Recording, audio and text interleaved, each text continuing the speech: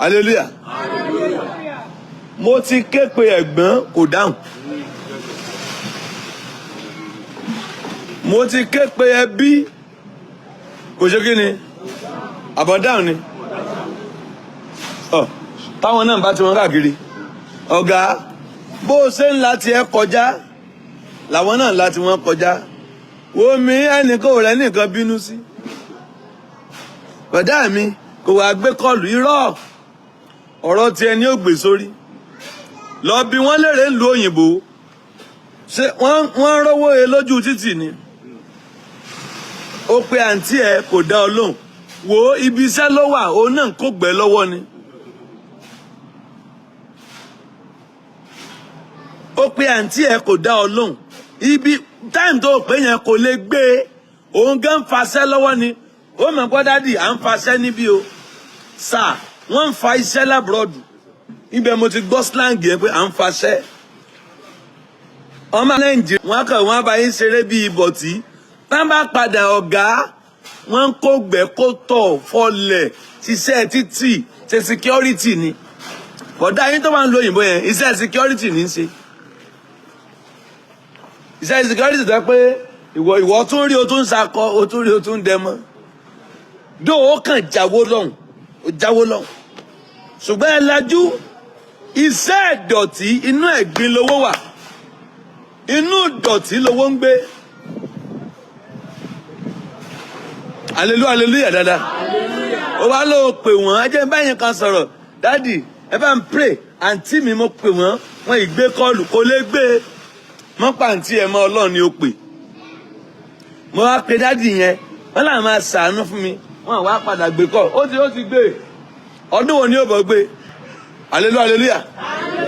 Kò lè gbé nǹkan kan time tó bá pe àwọn èèyàn tí wọ́n dá Ọlọ́run pé Ọlọ́run sọ fún ẹnìkan sọ pé Ọlọ́run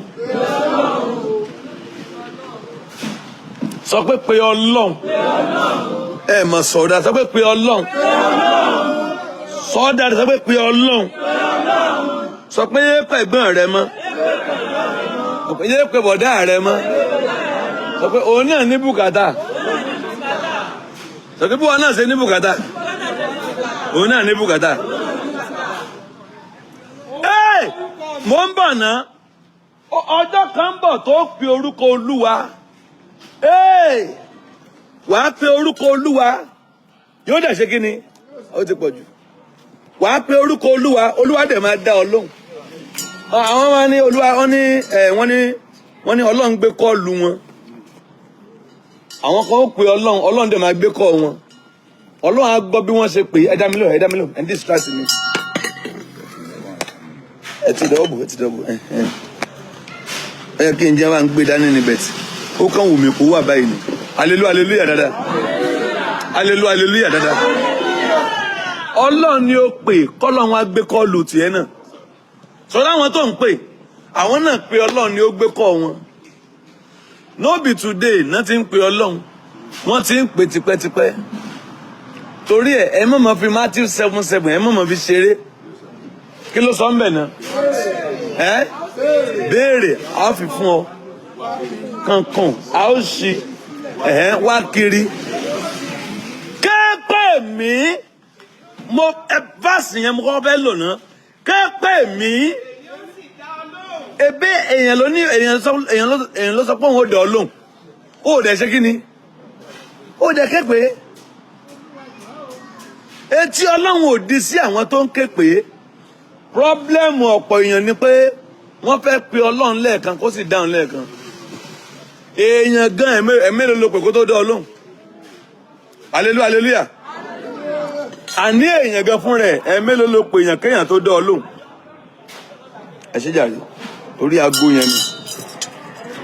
Èèyàn ẹ̀mélòó ló pè kó tó dá ọ lóhùn. Ó fẹ́ pọ̀ Ọlọ́run lẹ́ẹ̀kan. Tó bá fẹ́ kọ́ Ọlọ́run máa dá ọ lóhùn every time ló máa pè é.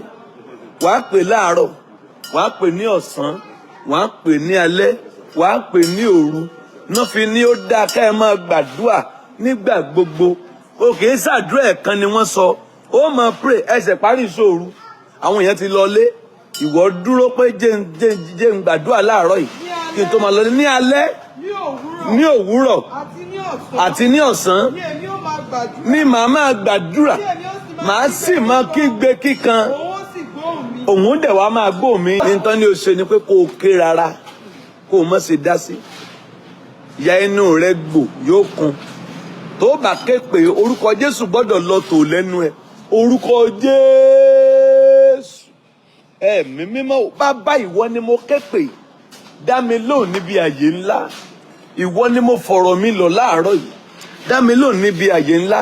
Ọ̀pọ̀lọpọ̀ yín wá lébi pé ẹ bá ṣe tán á rí mi. Ọlọ́run kì í ṣe mi. Ó bá tan rẹ tán, ó mọ bó ṣe ń lọ. Èmi gan bọ́rọ̀ ayé mi káàkiri. Ní tí mo lè ṣe mo ti ń ṣe àdúà. Lẹ́yìn ìyún, òrùkọjọ́ kan wà tí màá dé òkàlẹ̀ tẹ́ máa ṣe ìwọ́jọ́ kò mẹ́. Ẹnu ọwọ́ kejàre.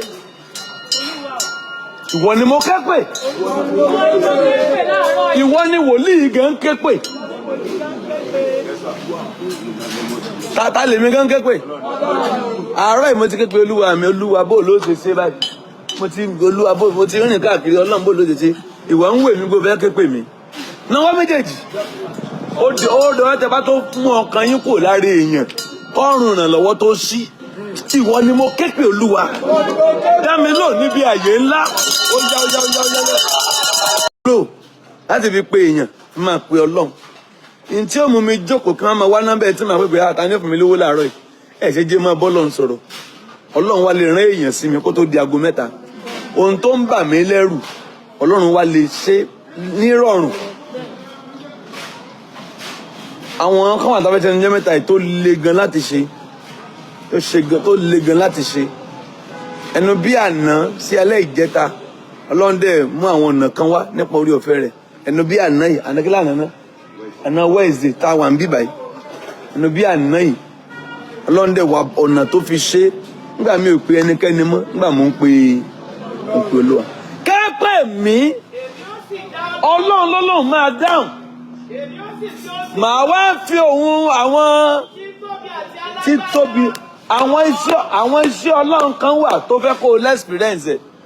There are some great works of God tí Ọlọ́run fẹ́ kó o ní ìrírí ẹ̀.